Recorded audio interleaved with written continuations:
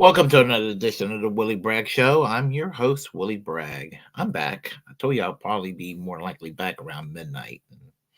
It's past midnight and I'm back.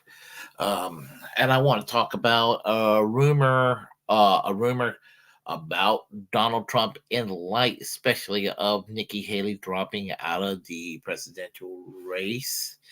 Um, and what I would like to talk about is Tulsi Gabbard being rumored to be Donald Trump's running mate.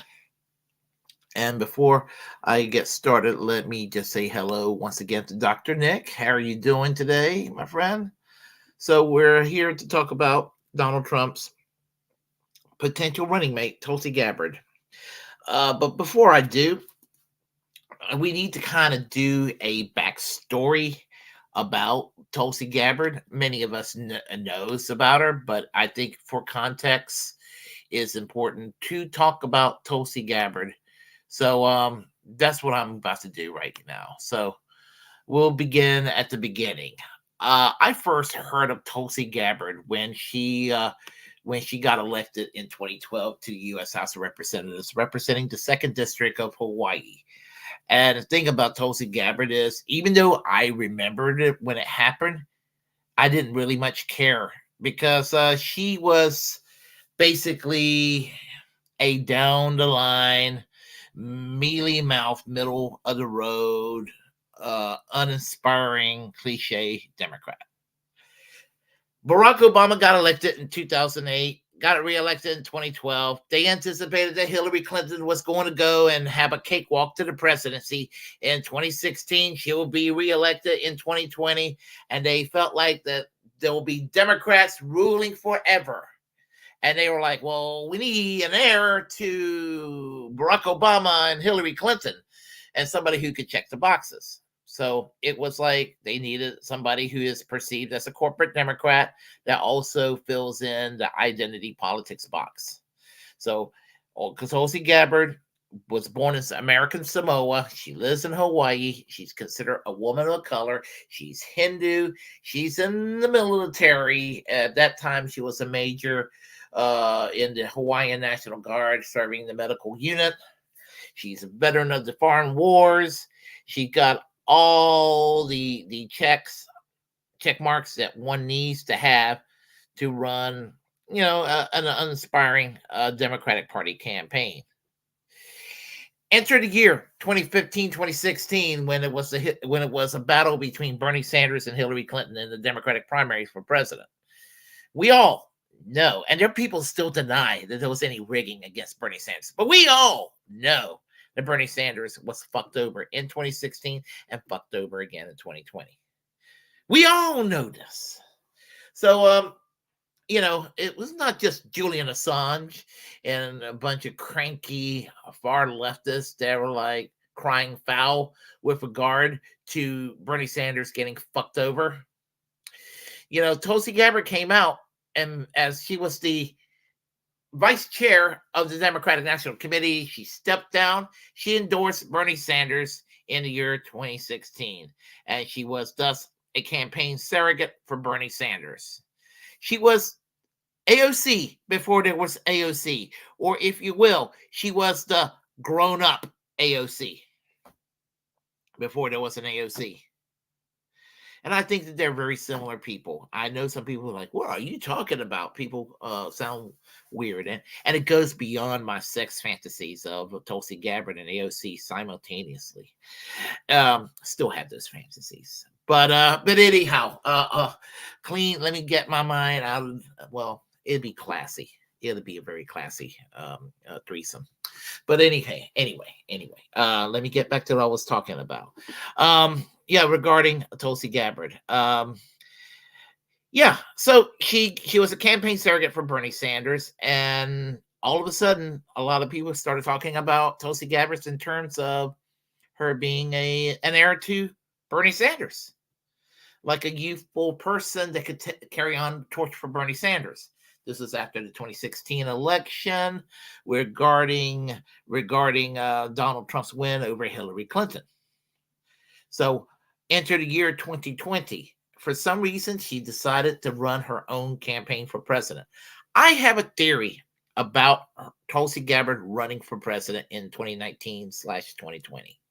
She was kind of doing, in a way, she was like the pro-Bernie candidate running in the primaries, just as um, Vivek Ramaswamy openly saying I'm the pro-Trump candidate in the Republican primary. Remember when he was saying that? Well, Tulsi was the pro-Bernie candidate in the Democratic primary in 2019/2020.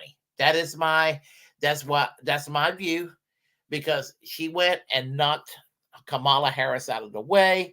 She knocked Tim Ryan out of the way. She was about ready to knock Pete Buttigieg out of the way. And this is before Obama's great phone call that, ultimately fucked Bernie Sanders over back then in his second campaign. It was more in the open and was actually more sophisticated in some ways than Hillary Clinton's crude attempts. So, because I think that when Bernie ran the second time, he was probably slightly less independent in many, many ways, because he wanted to dot his I's, slash his T's, and not make the same mistakes he made in 2016, being too much of a loud outsider. So basically what he became in 2016, he campaigned as a slightly less shitty version of the other Democrats. Or one could say maybe just like the Democrats, but a little bit better instead of way better. That's what I think. And so anyhow, I think that maybe because Bernie didn't adequately defend Tulsi enough when Tulsi was being accused of being a plant of Putin, a Russian asset, because Hillary Clinton in the fall of 2019 claimed that Putin is grooming a candidate to run perhaps in the Green Party or some other third party variation, because Jill Stein got that shit too. She was accused of being a Russian asset. Russian assets are not always right wing, by the way. Most Russian assets that people accuse are kind of on the left. So, and we're talking about Tulsi Gabbard when she was on the left, or perceived as on the left. She was it was basically Bernie saying, Trump was accused of being a Russian asset. We all know about that. And we all know, we may not like Trump. I'm no fan of Trump, but do I personally think that Trump is a Putin puppet, a Putin plant, a Russian asset? Absolutely not. I never believed it then. I do not believe it now. I think that Trump is innocent of collusions with the Russians. You don't have to like Trump to come to that conclusion.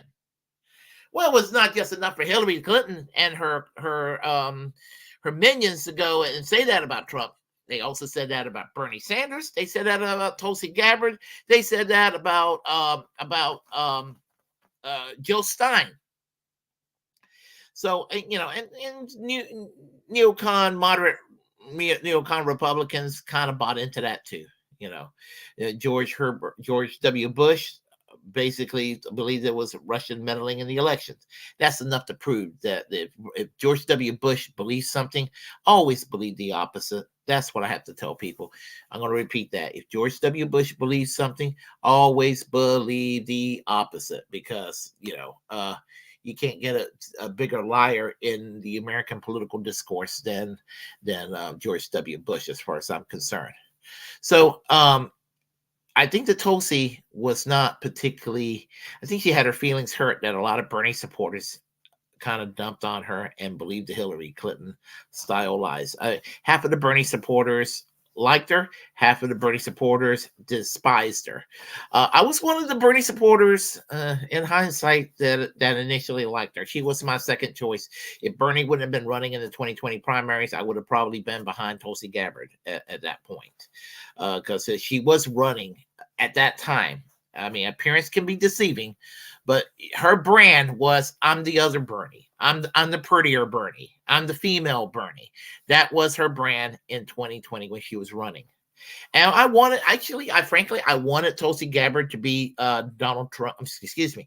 I wanted Bernie Sanders. I wanted Tulsi Gabbard to be Bernie Sanders' running mate. And if she could not be Bernie Sanders' running mate, I wanted her in the position of Secretary of State or Defense Secretary or UN ambassador or something dealing in foreign policy or national defense. And the reason why was what she was campaigning on. While Bernie Sanders was campaigning domestically on things like Medicare for All, the Green New Deal, free college, labor law reforms, and bringing the country back to its common sense and pushing it away from the Reagan consensus. Tulsi Gabbard was tackling on foreign policy on issues that are a little bit too controversial for Bernie Sanders. Issues like, well, it's not particularly controversial to be opposed to the Iraq War today. It wasn't in 2016. It wasn't in 2020. But to take it a step further, to actually call out the military-industrial complex, to crusade for Ed Snowden, to crusade for Julian Assange, to basically call out on the warmongers and the far right of the military-industrial complex. And those that were in favor of the Bush-Cheney policies, those that were in favor of Secretary of State Hillary Clinton's policy, and to call out on a lot of the war crimes that was going on around the world on behalf of U.S. national interests, and all of that. She was the one kind of sticking her neck out into the line in that regard. And that was one more reason they call her an Assad apologist and an Assad asset, because whatever we may think of Syria, anybody with a half a brain will realize that if Bashir Assad is toppled, something worse will come along. Look what Hillary Clinton did in Libya. Gaddafi was toppled, something worse came along. So, and people do not let their neurons work when it comes to Middle East politics. They do not let their neurons work properly. So anyway, he ended up endorsing Biden, which left a sour taste in my mouth, because I was like, I know you're a little hurt that Bernie didn't help you the way he needed to, and I'm kind of mad at him too. But you put your feelings aside, Tulsi. You needed to back Bernie when it needed to count. I mean, he was fucked over. You needed to go help him out, but you wouldn't do it. You were bitter. You had an axe to grind, and you basically fucked Bernie over by backing Biden. You played a part in this, and that was one of my big problems with Tulsi Gabbard at that point. Well, as Tulsi Gabbard was exiting out of Congress, I was hopeful that she would go independent, go into the Green Party, or go into, or just become another commentator on the left, but with activist credentials. Basically being in that part of the Chris Hedges left, the people like Chris Hedges, Gray Zone, Jimmy Dore left. You already had a positive relationship with Jimmy Dore, Glenn Greenwald, all of that. I was hoping that was where she was headed, and it would have made sense because she was sounding like an Abby Martin wannabe from the Empire Files when she was running. She was friends with Kim Iverson. She was friends. Nico House was a campaign surrogate for Tulsi Gabbard.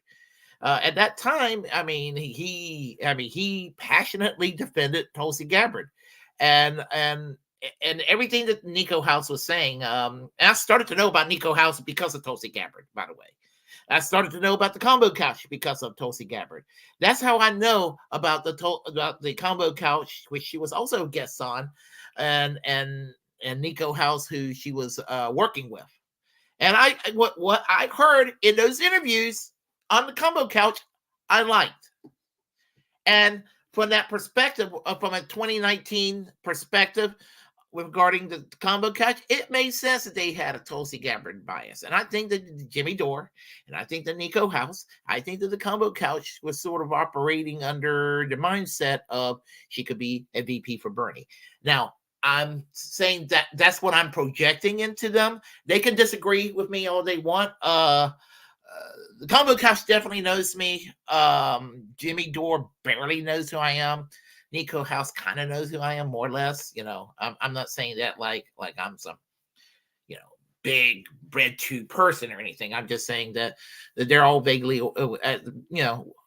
they kind of know who I am. So if I'm wrong, they're free to correct me, and I will stand corrected. Okay. So, point I also want to make is that that Tulsi Gabbard, when she was exiting out of Congress, she started playing around with some of the culture war issues where the right wing and unfortunately some aspects of the left sort of meets, and that is the issue of trans issues. So on the right, they hate trans people because they're just assholes and bigots.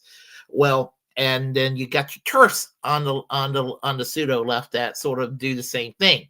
And they had their different reasons for having the same opinion as fundamentalist Christians on the right and social conservatives. So she started playing with things like, women in sports and all that.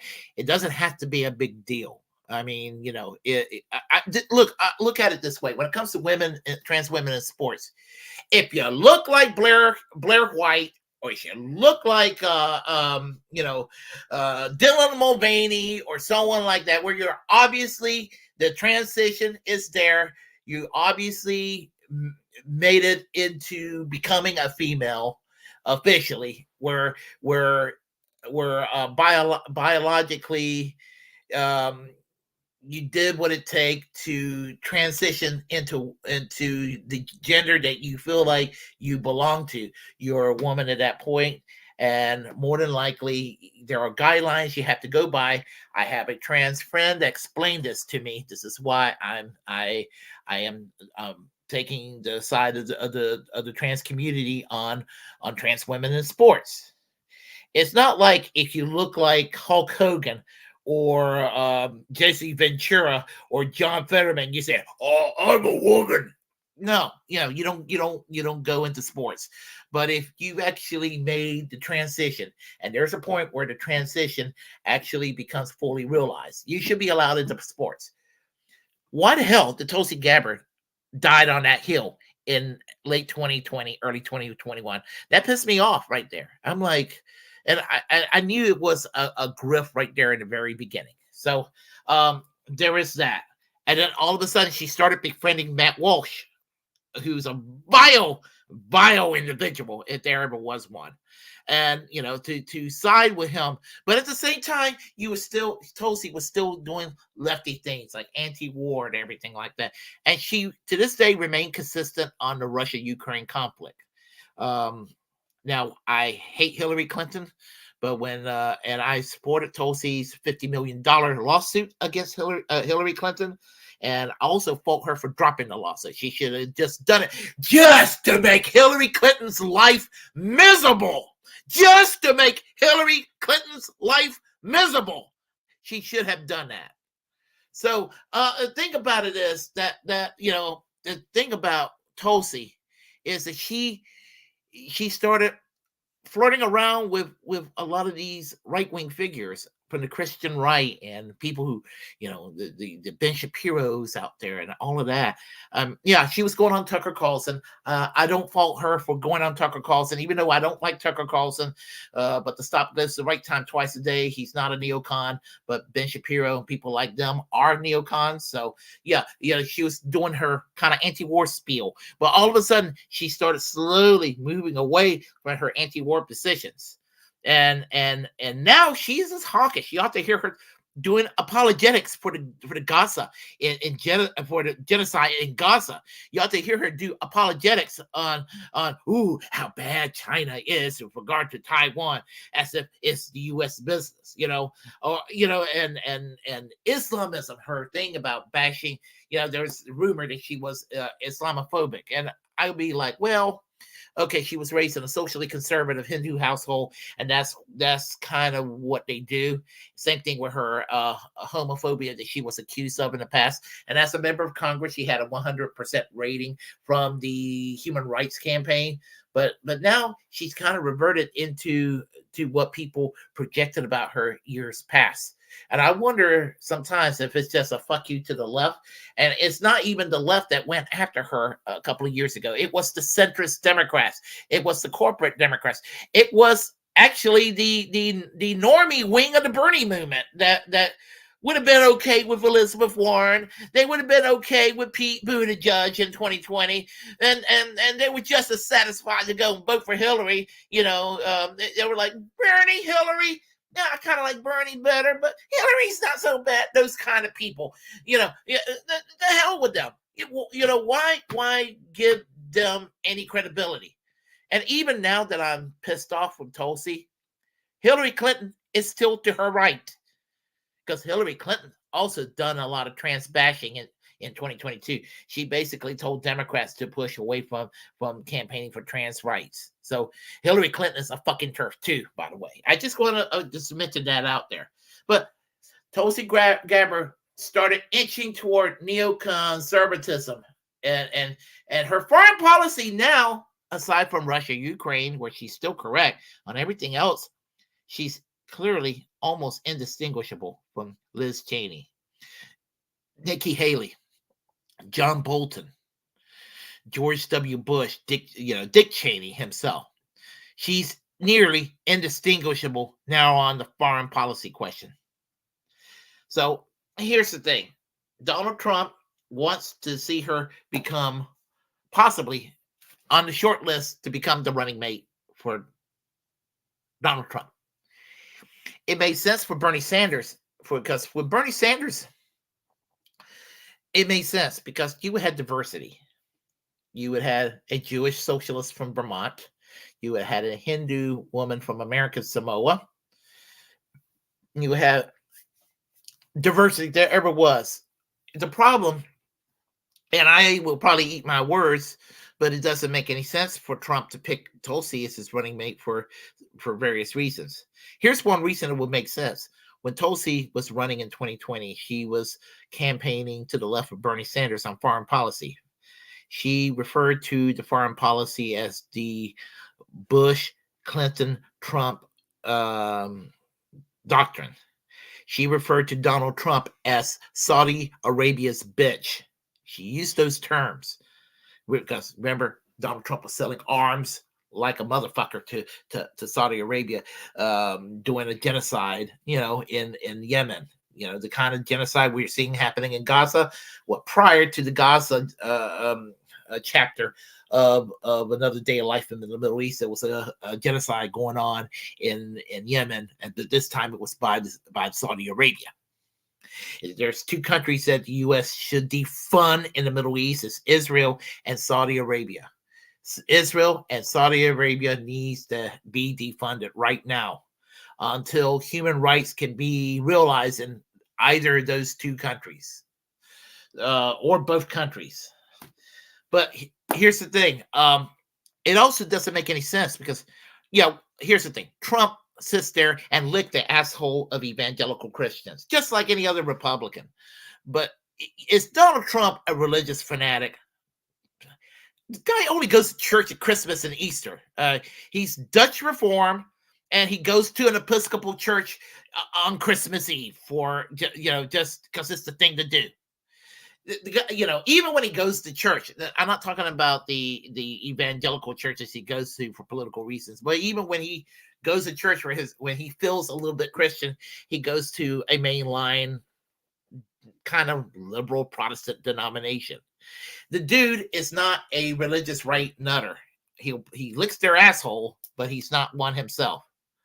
But he's still a Christian in the fact that he was baptized, a Christian in the Dutch Reformed Church and all of that. So he gets a free pass from the religious right because he's ostensibly a Christian. Tulsi Gabbard is a Hindu. And to make it in the Republican Party, they may look at an Episcopalian or look at a Dutch Reform or a United Church of Christ person in the Republican Party and be like, I don't know, they're kind of liberal, but they're still a Christian in their eyes. But Tulsi Gabbard is Hindu. And in order, here's the litmus test in the Republican Party. You want to go into the Republican Party and you want to make it big in the Republican Party. Number one thing you got to do is to lick the asshole of evangelical Christians. Get that sludge in your tongue. And that's what you got to do with the religious right. You got to tell them how born again you are, and just make them reassured of that. She's a fucking Hindu. Nothing wrong with being Hindu, but to the Republican Party main majority, they want at least some kind of a Christian. And the more fundamentalist you are, the more you win their favor. So would it be wise for Trump to have her as a running mate in that regard? Also, I want to play this video from David Pacman. I'm not a David Pacman fan anymore, but this video that came out it was interesting. It was interesting. So I'm going to go ahead and try to find that David Pacman video and play it. So hold tight here. We will get it underway. Let me expand that. Well, it'll get expanded on its own time. So, but anyway, as I was saying, David Pacman had a discussion about Tulsi Gabbard, and he had a position almost a year ago saying it was doubtful. Now he's saying it's likely, and I want to go ahead and touch on what he had to say. And I know David Pacman is a shit lib. I used to listen to him on a regular basis, but not that much anymore. But this video did catch my eye. So I'll go ahead and play it. We have a voicemail number. That number is 219 to David P. The Eggman is calling in, and the Eggman has an opinion as to who will be Trump's VP, and he is ready to bet on it. Listen to this. Bro, it's going to be Tulsi Gabbard. I'll bet on that fellow. Okay, so the Eggman says Trump's VP will be Tulsi Gabbard, known to many as Tulsi Gabbard. A year ago, I would have said there is no chance in hell that Tulsi is the VP. 6 months ago, I said it really doesn't seem she's even on Trump's radar at this point in time. And suddenly, Fox News included Tulsi in a supposed Trump VP shortlist. We saw news that Tulsi is going down to MAGA World in Mar-a-Lago to do some kind of speaking gig or something like that. At any point in history, I would have said there's no chance Tulsi's the VP. Today, I think the Eggman may well be onto something, and I think it is at least possible that Trump's play is, I'll bring in a woman, a former Democrat. She might be able to bring over some of the Leninist left, the revolutionary left to my side. I don't think this is nearly as crazy as an idea as some would have you believe. We're going to keep an eye on it. We have a fantastic bonus show for you. And that's pretty much it right there. So I didn't want to expose y'all to David Pacman any longer than you had to be exposed. So there is that. But, okay, the woman part. He needed a woman to be the running mate. I don't believe in identity politics. I think he's to be the best person for the job and everything like that. But we're talking about Republicans. There's no Republican worth supporting. There's no parity ticket the Republicans could even come up with that's going to make me go, woohoo, because I believe in policy. And Republican policy sucks, just like Democratic Party policy sucks, especially now, this day and age. So regarding they need a woman, she fills in that checkbox. The people who claim to be not for identity politics somehow finds a way to be for identity politics. She's a former Democrat. From that standpoint, I can kind of understand that because she's probably going to still have some moderate leanings from her Democratic Party days, maybe. And they're banking on the fact that she's a former Democrat who was, quote unquote, fed up with the party. the Ronald Reagan, the stupid Ronald Reagan remark. I didn't leave the Democratic Party. The Democratic Party left me. Yeah, that's silly. And then the part that struck me was the Leninist left. He used that term several times, Leninist left.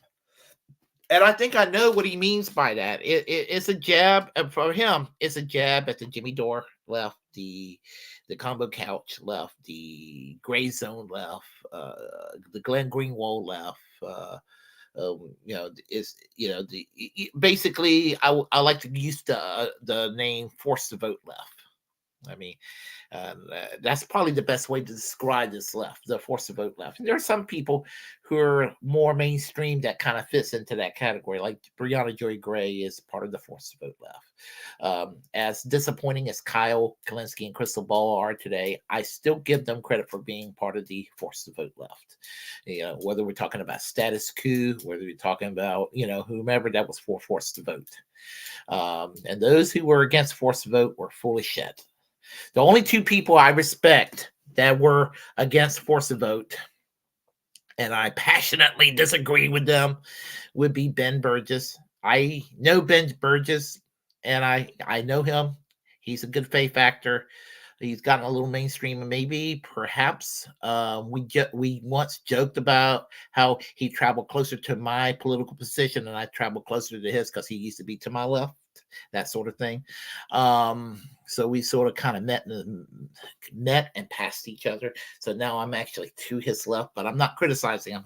I do like giving them an argument show. So, but and the Amazing Atheist also said he was against force to vote. They're both wrong on force to vote, but I genuinely like them otherwise. But some people like the Young Turks, and some people like Sam Cedar and NATO no Mickey Kantz and people like that. They were opposed to force to vote because Jimmy Dore came up with the idea. When you think about that, he did not come up with the idea. It was a DSA idea.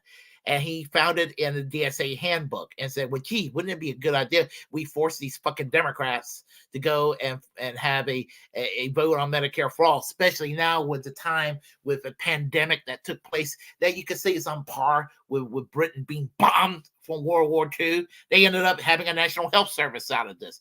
And we can't get Medicare for all or even a public option out of this pandemic.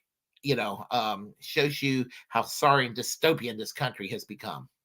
So anyway, the Leninist left that David Pacman refers to, he's thinking that maybe the MAGA communist movement. He's probably thinking that the so-called Jimmy Dore left, the dirt bag left, or whatever you want to call them. The angry at the Democrats left. They'll all get behind Trump and all of that. Why? I keep hearing that accusation. Now, I don't suffer from Trump derangement syndrome. I don't look at Trump and go, oh no, I gotta go underneath my bed in fear. Oh God, the Irish man, no! I don't do that. I'm not scared of Trump. I don't want him to be president, but I don't want Joe Biden to be president either. I don't. They're both jokes. I mean, Joe Biden is a doddering old fool, and Donald Trump is a doddering old fool now. I mean, they both are obviously suffering from dementia. So, and the thing about it is with Trump, I'm not scared of the fascism that he could impose in a way I would have been scared of Ron DeSantis or even Nikki Haley. Nikki Haley's more of a fascist than Donald Trump. I mean, I'm glad that bitch dropped out. So the thing about it is, I mean, they're the ones that they're trying to do the encroaching a lot of the right wing. And the thing about it, Ron DeSantis is smarter than Trump, and he doesn't provide the comedy show. Donald Trump is stupid. He's a goofball. He's incompetent, and he's lazy. And he demands yes men all around him. And anybody that deviates with any nuance, he gets rid of them. We're just going to go back to mean tweets. Is what happened if Trump is in power. And we're going back to mean tweets. Doesn't mean that I want Trump in there. I don't. Like Tim Black says, both parties suck Johnson. And that's where I stand. Both parties suck Johnson. They both are horrible. I don't participate, other than wanting maybe somebody to run in a primary and do a dirty break. I do not really otherwise want anything to do with the Democrats any more than the Republicans. I mean, the dirty break thing is as far as I could ever go, but that's about it. So, but basically what I'm saying is that if Trump chooses Tulsi Gabbard, I'm just going to have to, even though I don't suffer from Trump derangement syndrome, it sets a bad tone where she's at a point of no return. And I guess she's in a point of no return at this point, but, damn, it hurt my damn feelings that she did that, because I used to like Tulsi Gabbard. I used to respect her, and I don't anymore. So I just wanted to go get that out. And what do y'all think? Do you think that Donald Trump's going to choose Tulsi Gabbard as the running mate? Do y'all think that's likely to happen? Or do you think I might put that up as a poll on my YouTube page after this video is done? But do you think that that's going to happen? Or do you think that he's going to choose well, one argument against it is that Tulsi Gabbard would not outshine Trump, but will, someone like what's her name, Governor Nomes, Christy Nomes, I think that's her name, from North Dakota, is a quiet person. So someone would not overshadow Trump. Tulsi Gabbard could. Tulsi Gabbard could. Someone like Marjorie Taylor Greene, I think that the Republicans are smart enough not to put her on the second spot on the ticket, because they will definitely lose if it's a Trump Green ticket. They will lose. They will. I mean, I have no worries about Trump losing. He will be so down the toilet if they're crazy enough to have Marjorie Taylor Greene as a running mate. Carrie Lake, the one that can't stop running her mouth about Arizona.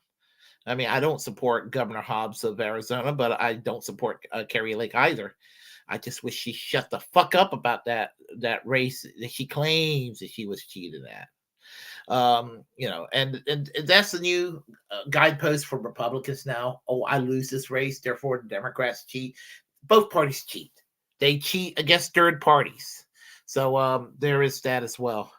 So I do think that he probably would choose someone like Christine Nomes or probably Tim Scott of South Carolina. That's what I'm thinking. And I'm saying this, and I could eat my words, and I would have been wrong, and I would concede that I was wrong.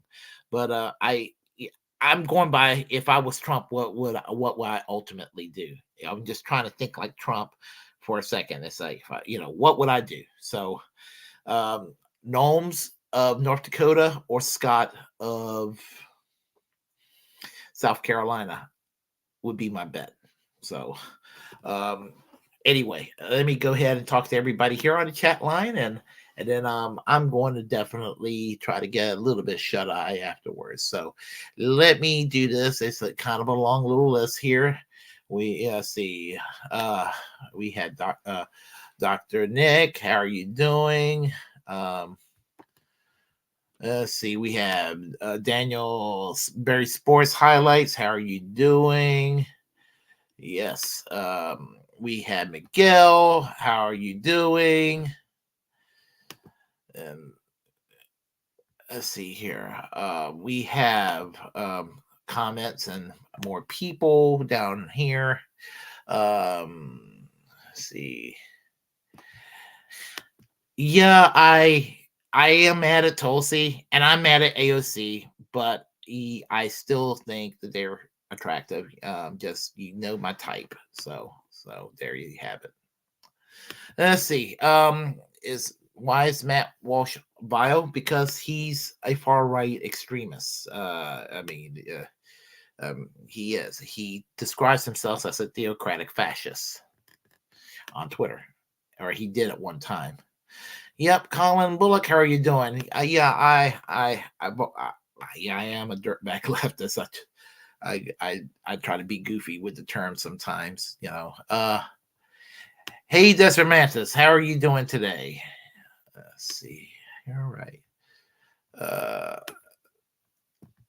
I missed the crux of this and need to rewind to learn why Willie blames HRC for Tulsi's turn to the right. And it'll be, I feel like, explained pretty well. Republicans like their gods with two arms. Yeah, that I get it. Two arms to, you know, yeah, I get it. Yeah. Yeah. Yeah, everybody's kinky on some things, so there is that. Let's see. You have to admit that Pacman wears nice sweaters. The Willie Bragg show, dirtbag leftist. Yeah, he's well dressed. Actually, David Pacman insulted me in the nicest way about a year ago. I said, yeah, he was playing a Glenn Greenwald video talking about him being an asset of the Russians, and I responded on Twitter, and I was like, this is why I don't watch your show anymore, stuff like this. And he responded to me, and just imagine David Pacman talking. You don't listen to my show because of what I think about the Russians using Glenn Greenwald as an asset? Well, you do you. I mean, it was David Pacman's way of telling me to fuck off. So I could see him doing that. So let's see. Bastardized Lloyd Benson quote. Mike Pence was a friend of mine, and I believe me, Willie, Tulsi is no Mike Pence. Yeah, definitely. I wanted Tulsi Gabbard and Mike Pence to debate in 2020, not Kamala Harris and Mike Pence. NATO Nomiki. Yeah, and you know what? I'm proud of the fact that Nomiki can't block me on Twitter. So there is that. Hey, Desert. Hey, Gray Pantine, how are you doing today?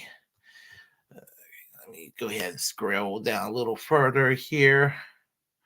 Let's see. I have a Tulsi 2020 t-shirt that I will sell for cheap. I almost bought a Tulsi Gabbard t-shirt. I donated $10 to her campaign. And Tulsi, if you can hear me, I want my $10 back. Bernie, the close to $5,000 I've given you for the last 30 years, I want that money back. AOC, the $30 donation I gave to you in 2018, I want it back. There, got that out of my chest. So let's see what we have here. Tulsi is smarter than, definitely smarter than Trump. Definitely. Let's see. Yeah, I mean, I knew what you meant to say. Let's see. Yep, Gray Pantine, you're right. Tulsi would be the brains in that relationship. Yep.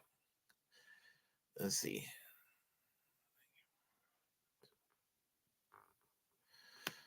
Yeah, you know what's really weird is how Trump is doing well with black voters. Now, again, an African American is not committed to vote for a Democrat just because they're a Democrat, just like any other group. There you have individuals with individual needs, individual concerns, and all of that. But that's kind of crazy, when you think about it.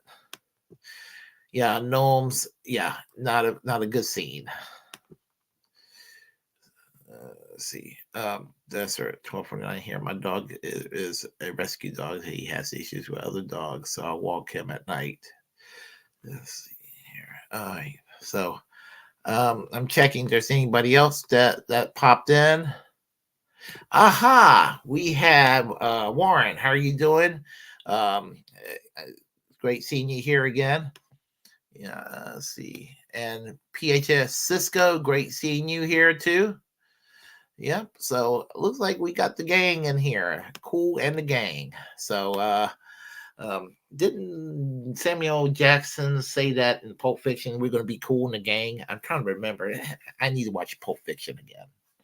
So anyhow, so there you have it. I don't know if he's going to choose Tulsi Gabbard, but that would that would be the final semblance of anything positive I have to say about her if she ends up being Trump's running mate. She claims to be an independent. She's like, when I left the Democratic Party, you notice how she sounds like a robot when she talks. When I left the Democratic Party, I decided to become an independent. And what did she do? She went and sucked the cock of every Republican running for office in the year 2022, claiming to be an independent. So, oh well. Anyhow, if you all, tomorrow at 5 p.m. Eastern Standard Time, Braglands will be on the air. We'll be talking, and we have a new change in the schedule. After tomorrow, we're gonna have it at the normal time tomorrow at 5 p.m. And then, starting on Tuesday, the following Tuesday, we're going to have Braglands. Same time at 5 p.m., but it's going to be on Tuesday evenings because Fridays is kind of kicks my ass because I have a rough night on Friday at work because I work graveyard shift. So we're gonna have Braglands tomorrow at 5 p.m. and then the following Tuesday from here on it'll be at 5 p.m. on Tuesday evenings. And Warren was here, or if he's still here. Remember also. Saturday night, midnight, Sunday, Eastern Standard Time. You could say it's the secret show. So also support the secret show. Support Warren, support Jimmy. So if you like what you heard, please press like and comment. Comment any ways you disagree with what I have to say. Feel free to share the content on this channel. As the First Amendment absolutist, it's my duty to inform you to create your own platform and utilize it because we are, in fact, the muckrakers of our time. Also, remember to subscribe to this channel, The Willie Bragg Show. Subscribe to The Willie Bragg Show on all my platforms. Subscribe to Braglands as well. And also, remember to always reject corporate media. As I like to say at the very end of my commentaries here, these days, I always conclude in many different ways, but I think this way summarizes it the best. Free Julian Assange, free Palestine, free healthcare for all, and free speech. Take care. I will see y'all again very soon. Peace.